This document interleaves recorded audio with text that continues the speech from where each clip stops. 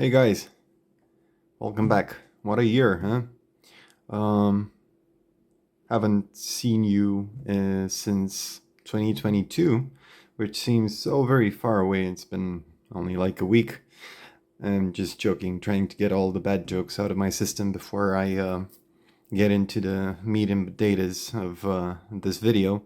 So I intended this to be more like updates. What am I up to? A few of the new things around.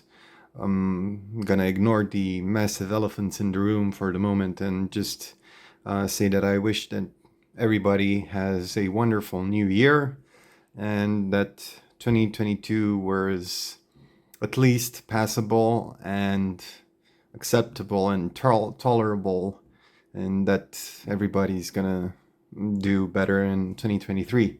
Um, Take care of yourselves. Hopefully, um, the pandemic isn't gonna come back over us again with new forces and not new forces. You know what I mean? With fresh vigor. And let me give you a sneak peek on what I've been working on for my Christmas holiday and ever since. So, without further ado, ta-da! I'll just let you bask in the glory of this thing for a minute, and then we'll take a step back and discuss. Alright, so having taken a literal step back, what you're looking at is a lovely Solartron 7081. I got this broken. Actually, it's a long story, but I got this broken and I have since repaired it. That's the TLDR of the situation. I don't think I'm allowed to tell you where I got it from. I don't think there's a real problem with me telling you where I got it from, but anyway, screen is perfect, touchpad, well, touch keypad is perfect, everything works fine. Thing arrived a bit before Christmas. I plugged it in, works perfect. Let it warm up for a couple of hours. It stopped working. The input, I was actually using my source meter to test how well it performs because the 3458A is in the rack.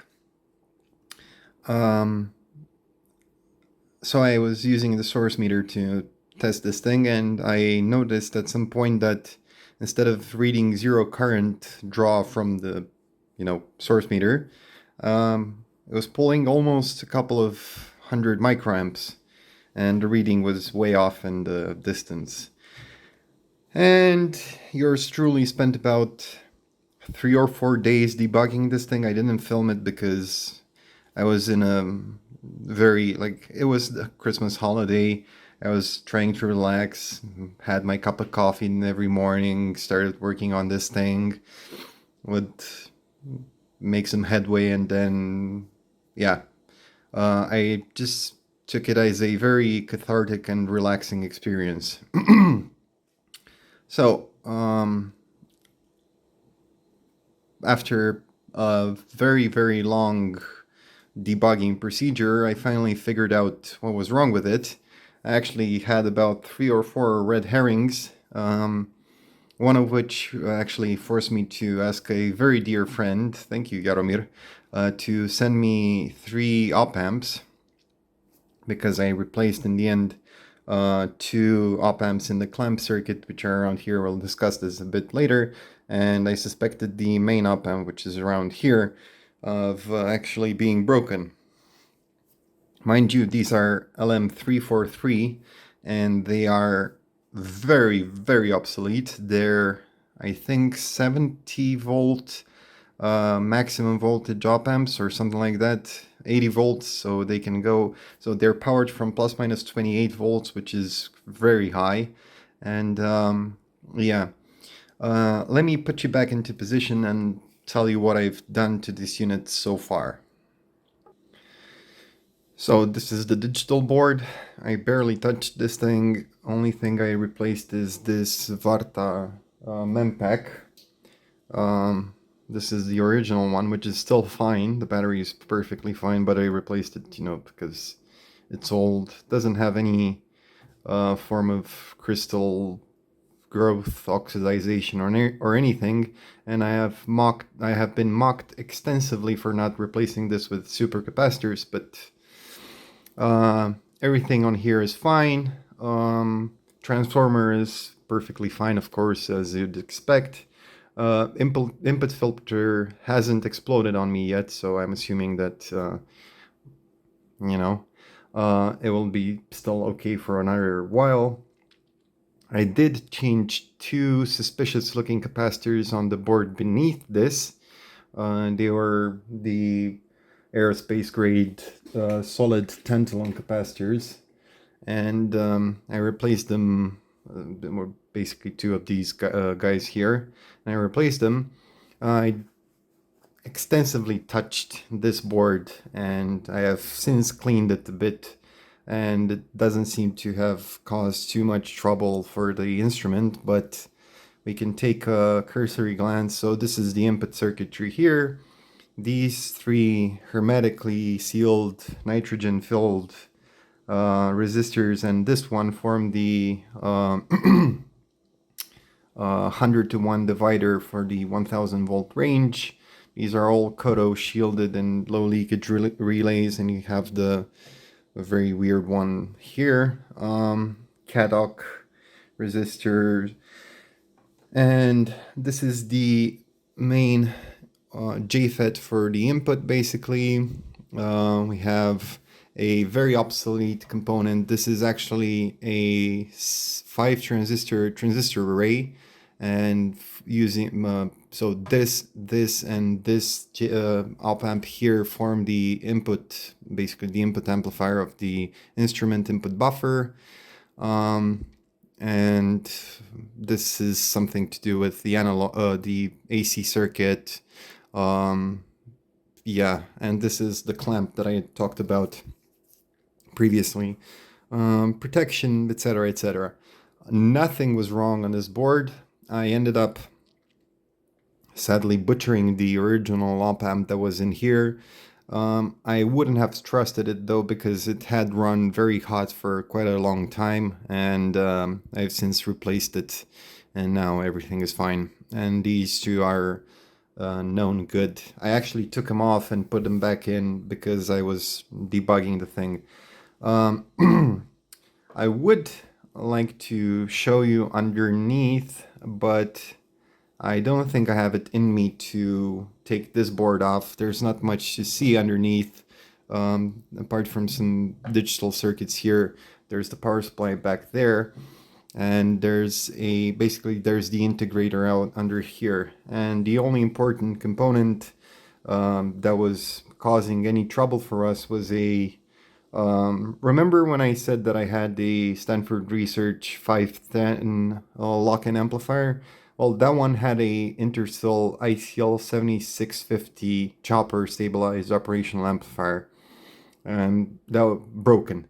And the same chopper was broken in this thing as well, and it was pulling down the supplies for the integrator op amp, which is also a chopper. And yeah, the integrator would saturate rail. The input of the chopper op amp was all sorts of non-ideal. It was behaving very, very erratically, and this feeding straight into that was seeing a very, very high load, and of course it was pulling it very hard down.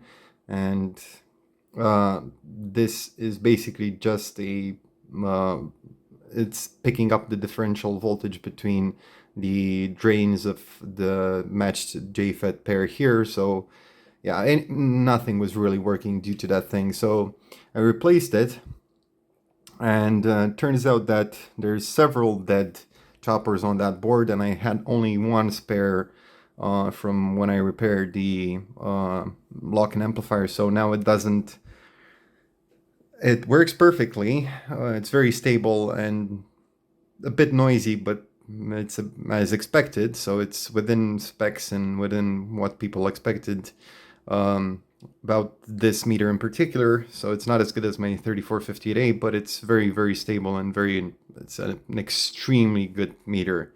Um, but it doesn't pass the self-test because there's a chopper that's missing from it. So this is going to a friend in order to establish you know a ppm database for Europe, and he's gonna take care of that.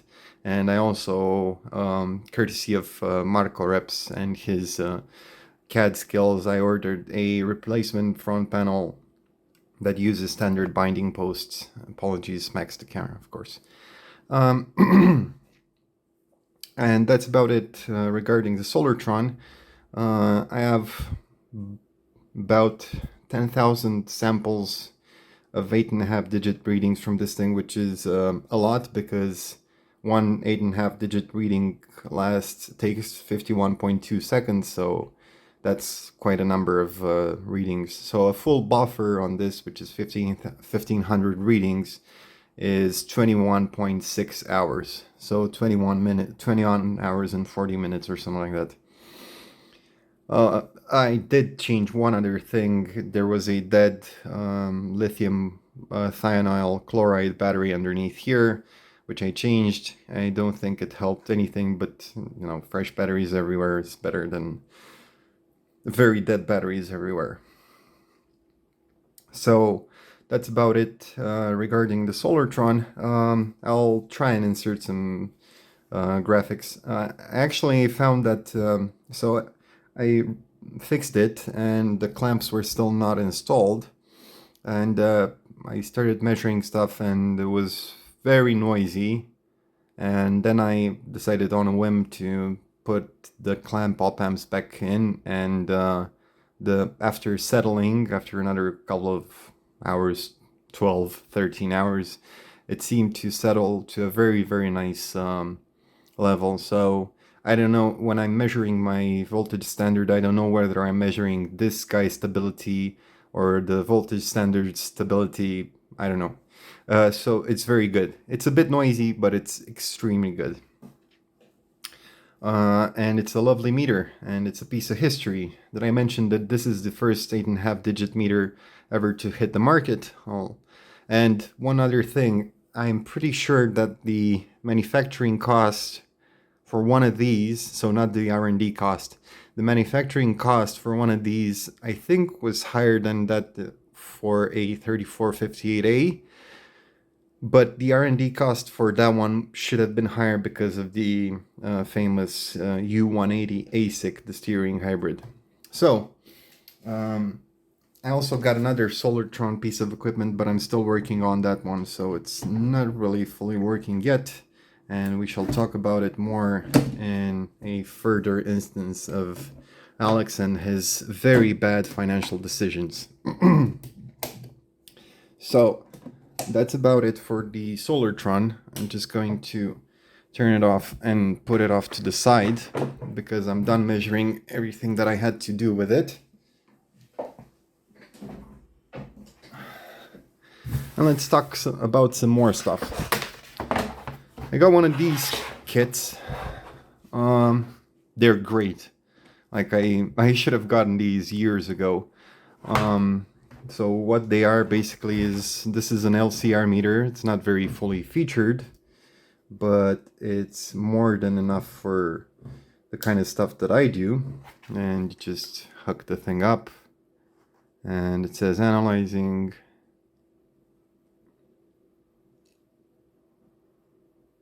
And then it tells you an inductance, a resistance, and a capacitance value, for example, if you have a capacitor, etc., etc. And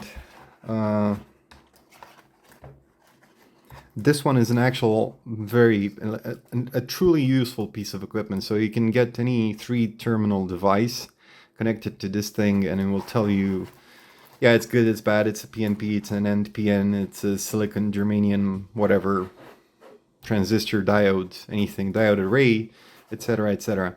and they're priceless for debugging, repairing, and doing stuff like that. And now let's talk about the elephant in the room, because I think I've been made out. I think the owner of this oscilloscope is known to pretty much everybody right now. Yeah, it's me. I own this oscilloscope now. Don't tell me how I got it, because it involved a long and treacherous trip to Germany, some breaking and entering, and no, I'm joking. I bought it from the guy, of course. But this is, remember when I said I would never own a Tektronix scope? Well, how the turntables. This is a beautiful, pristine condition MDO 3104. It's got all the bells and whistles. It's got the spectrum analyzer, which I craved. I didn't need it because I don't really know anything about RF, but I really wanted a spectrum analyzer. So now I have one, and it's gorgeous. Like, it's a wonderful oscilloscope. And it looks brand new, so that's another bonus for, you know, the lizard brain, always wanting newer stuff. And yeah. I don't have anything of interest to show to you using it right now, but maybe we can figure something out for the next video. All right, let me show you how much of a moron I am. So I've actually started working on this thing. This video is not sponsored, by the way. When I talk about this in more detail, I'll have a sponsor link or something. This is my master's thesis, soon to be. And I've actually decided to start populating the thing with random components that I had lying around. I haven't ordered all the pieces yet, so I just populated what I had.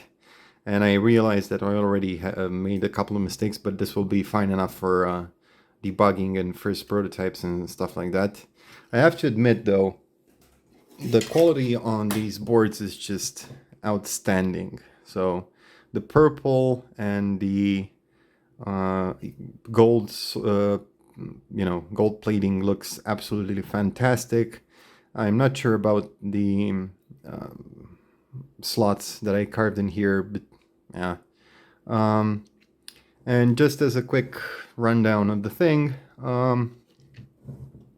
input switch selects from the input itself, ground, and the actual voltage reference. So the raw voltage reference. Then I have the input front end.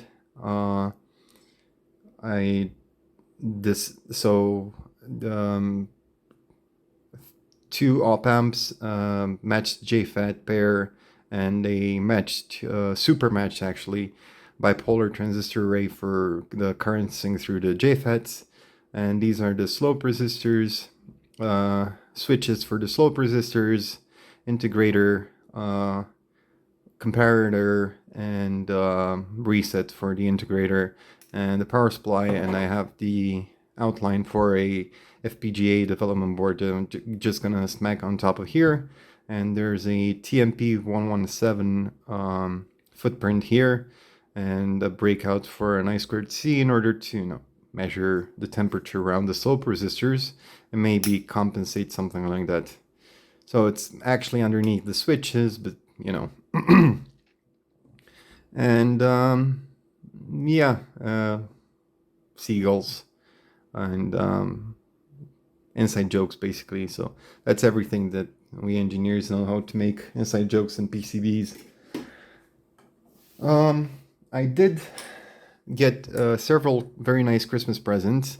So I finally found a beaker large enough to fit my entire will to live. Remember the video about the quartz crystals? I find it funny that the beaker is too small for the quartz crystal. I actually also got a very nice set of Bernstein ESD safe diagonal cutters. They're not flush cutters, I think, but they're very, very nice. And I also got the Keithley reference manual for nanotechnology measurements, so that was great. And so that was the a thing on a Discord server. It was a Secret Santa sort of thing. Several of us guys sent each other stuff. And I think I drew one of the long sticks because the presents in my package were outstanding. I also got these, and I forgot about these. Look at this beautiful. These are Futaba, I think, VFD displays. They're just gorgeous, and loads of characters, and they're just very, very beautiful. Oh, part number for those playing. So 40 character Futaba, 2 pieces, fluorescent displays. I absolutely love fluorescent displays, and I wish more things these days had them, but you know, LCDs are so cheap and cheerful that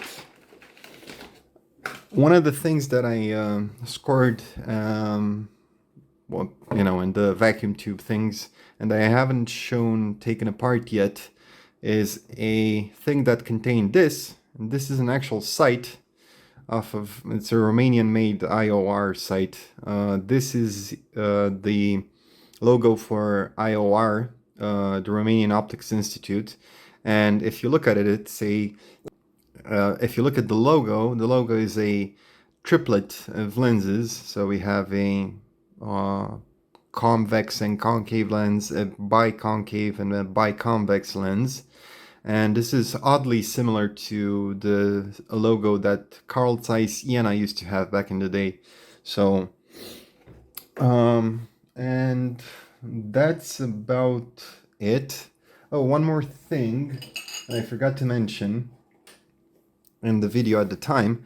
So the quartz crystal that was in the whole assembly that was heat sunk and was actually, I don't know if you caught that on video, but it was actually enclosed in this. This is a dewar. It's a vacuum flask. It's glass, silver plated on the inside. So they really cared about the temperature stability of the insides.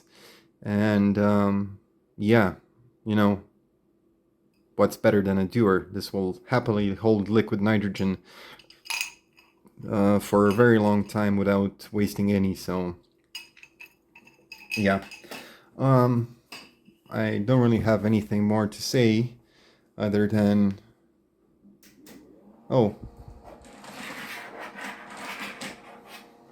wait, I know you get a kick out of these. So let's power up the filament first.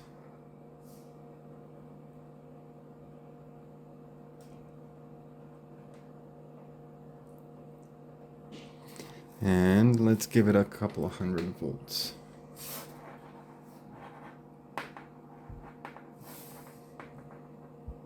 I don't know if you can see it. Oh yeah, you can. So you can see the dot. So this is the tube that I had and showed you in the previous video. It's a very small but very cute oscilloscope tube, and I don't actually know what the anode voltage should be on this thing, so I think about 200 microamps of beam current is an acceptable level for a tube this size. Right, so I don't think I have anything more new to share with you guys, so I'll just wish you a happy new year, and hopefully we're gonna get into some actual project soon, because I really have to finish this. And yeah, thanks for watching and have a great day. Bye.